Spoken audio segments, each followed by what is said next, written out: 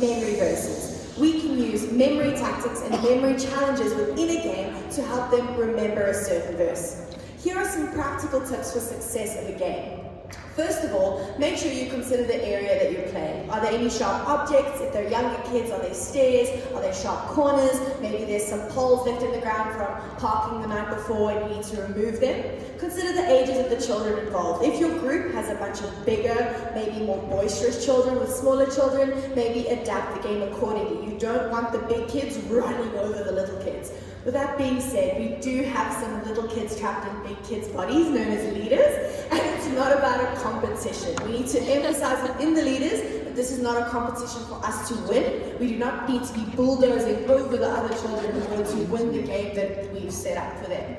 And lastly, there are certain kids who just don't want to play the game, and that is okay. Some personality types don't want to get stuck in the mud. They don't want to run around. They don't want to be involved in all of the stimulation, and that's okay. As much as we want to encourage them to take part, to take full advantage of the time they've been given, you can bring your more quieter leaders and use this as an opportunity to connect. Within every single game, we have an opportunity to draw focus back to Jesus. This time isn't just a babysitting session. This isn't just a time where we can practically get them engaged and maybe take a break for ourselves. Every moment in kids ministry is a moment you can change a child's life. Keep drawing them back to Jesus. So with that being said, we're going to play a couple games and show you how games can be used to draw children closer to Jesus. All right, so the first couple of things when you're dealing with big group games like this is to try and get everybody's attention, because you'll see Charlie will be talking to the donkey and everything. and so having a whistle is always great. Having that, when you hear me clap once, when you hear me clap twice. Right, that type of things. Or everybody do this, everybody do this, everybody do this, everybody do this. It just gets the kids' attention quite quickly. So those are the things just to, because you have to, and generally with kids, you're not kids now, I would make you sit down, because you can listen better when you're sitting down. Okay, so first game we're going to play is a game called Quick Draw. Now, Quick Draw is quite a cool game. It's a nice introduction game. So there's a couple of rules.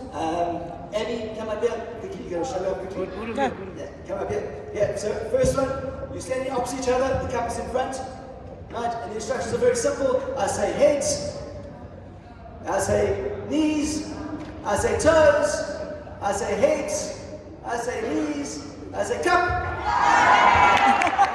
That's the first person with the cup in the air. Alright, so, but there's a... Okay, so everybody try this.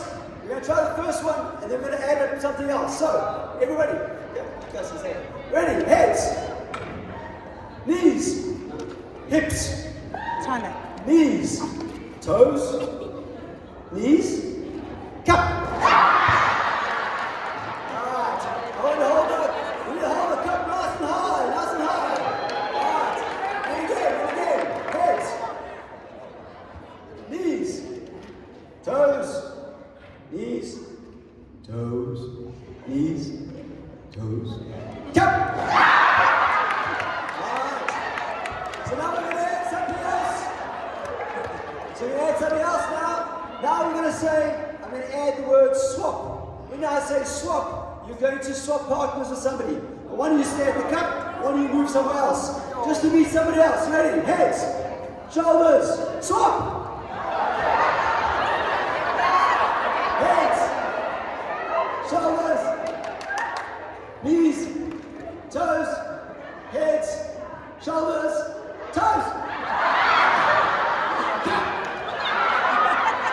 Alright, come on. Okay. Heads, shoulders, swap.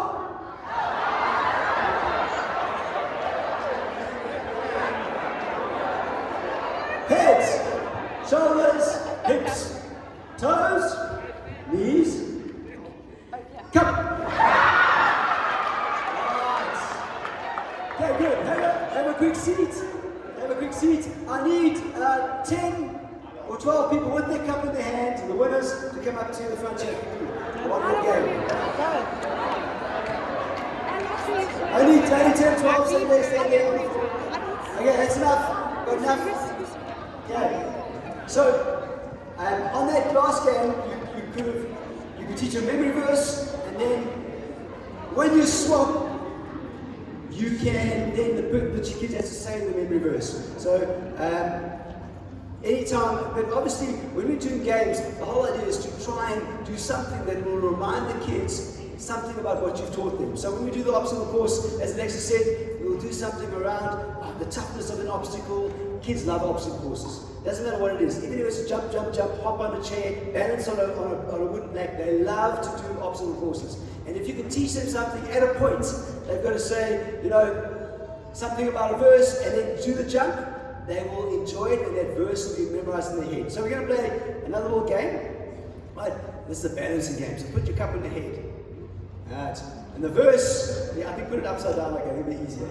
Yeah. The verse is from Proverbs, and it says, the name of the Lord is a strong tower, the righteous run into it and they are safe. Does everybody say that verse? The name of the Lord is a strong tower, those who run into it, they will be safe. Alright, okay, you ready? Can you say it again? The name of the Lord is a strong tower, those who run into it will be safe. Okay, now what's going to happen is this. You guys, make a space, a bit of space, a bit of space. Okay, you don't want your tower to be knocked off your head. Now, the only way you can knock a tower off your head is just by a little flick. Okay, but if your tower gets knocked over, you have got to put it back on your head and say, the name of the Lord is a strong tower, those who run, the righteous run into it and they are safe. Okay, right, remember that verse? If you don't remember the verse, you can't play the game, then you're out. Right. Okay, ready, and walk around and see who's going to win. Oh, hear those verses? Those who righteous run into it, and they are safe. You serious, last?